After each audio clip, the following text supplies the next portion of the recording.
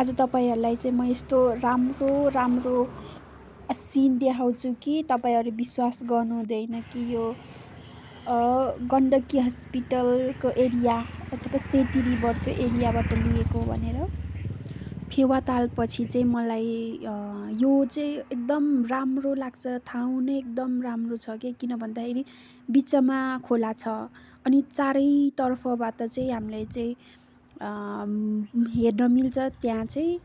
अनि मलाई कस्तो राम्रो लाग्छ कि यो एरिया चाहिँ खोलाको बिचमा छ अनि यसको साइडमा चाहिँ जताततै गुम्बाहरू अनि त्यसपछि मन्दिरहरू छ।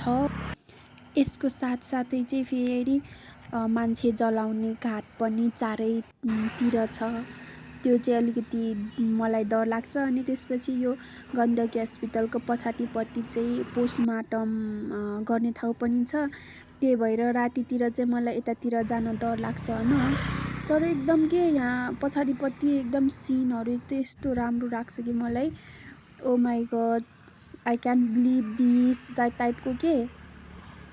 चारै साइडमा चाहिँ मन्दिर, पार्क्स अनि त्यसपछि मान्छेहरू बसेर कुरा गर्न मिल्ने खालको चौरहरू छ।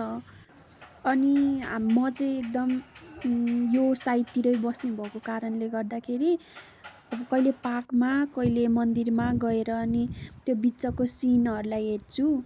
अनि त्यसपछि मलाई चाहिँ एकदम राम्रो लाग्छ। अहिले चाहिँ फेरि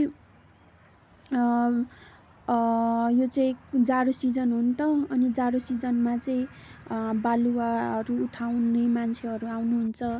अनि हेर्छु कि लाइफ चाहिँ कसैको लागि चाहिँ कति गाह्रो छ टाइपको लाग्छ हैन।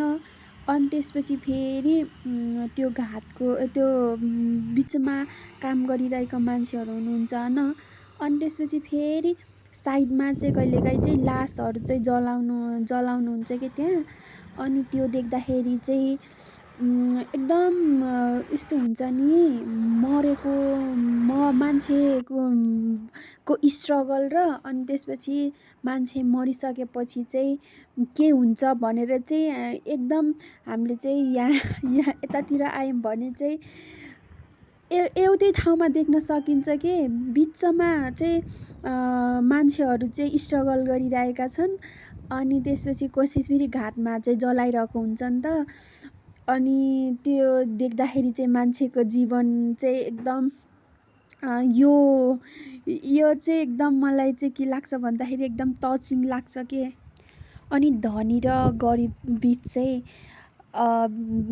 भिन्नता चाहिँ मान्छे मरिसकेपछि पनि हुने रहेछ के।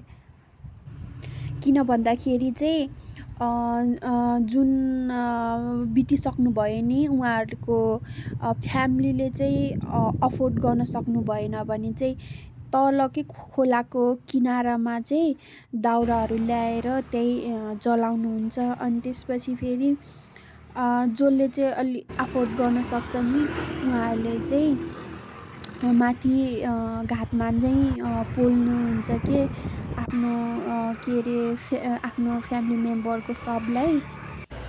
यो देख्दाखेरि चाहिँ मलाई कस्तो फिल हुन्छ भन्दाखेरि we need to earn money, a lot of money जस्तै लाग्छ। फेरि मान्छे चाहिँ जलाइसक्नु भयो नि अनि धुवा त फेरि लास्टमा जाने भनेको त जसै पनि धनीको पनि गरिबको पनि मान्छे बितिसकेपछि त छैन नि त अब। अनि what kind of feeling I used to feel. Thank you for watching my video. Hope you enjoy my video भन्ने रे के। Okay, bye bye. Have a sweet dream.